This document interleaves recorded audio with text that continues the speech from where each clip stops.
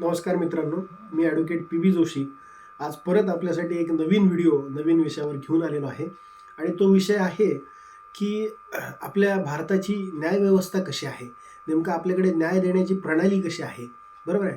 तर ह्याच्यामध्ये आपल्याकडे सर्वोच्च लेवलला आधी येतं संविधान. भारताचं संविधान जे आहे ते सर्वोत्तम मानले गेलेले आहे. त्याच्या बाहेर आपल्याला कुठलाही कायदा बनवता येत नाही आणि त्या संविधानाची उपेक्षा करेल असा कुठलाही कायदा आपल्याकडे टिकलाही जात नाही. त्यामुळे आपल्याकडे कायदेव्यवस्थेचे 3 टप्पे.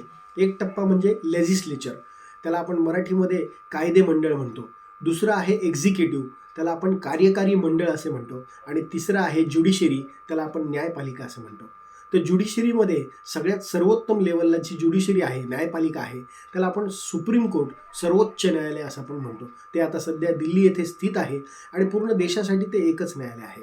म्हणजे त्यांचा न्याय हा अंतिम न्याय मानला जातो आणि ते न्यायालयामध्ये सर्वोच्च न्यायालय आहे असं आपण म्हणू शकतो.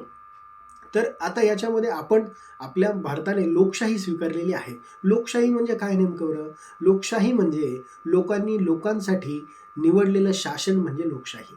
असं म्हणलं जातं की लोकशाहीमध्ये जो मतदाता आहे तो किंग मानला जातो. किंग म्हणजे काय? राजा येतो.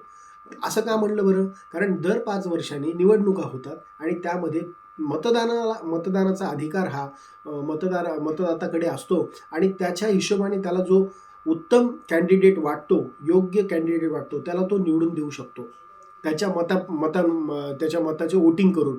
तर हा जो अधिकार आपल्याला दिला गेलेला आहे, हा भारतीय संविधानाने प्रत्येक नागरिकाला तो दिला गेलेला आहे आणि त्याचा खरोखर योग्य उपयोग जर आपण केला तर आपल्याला लोकशाहीचा खरा अर्थ काय आहे हे आपल्याला जाणून घेता येईल आणि ते जबाबदारीने करता येईल.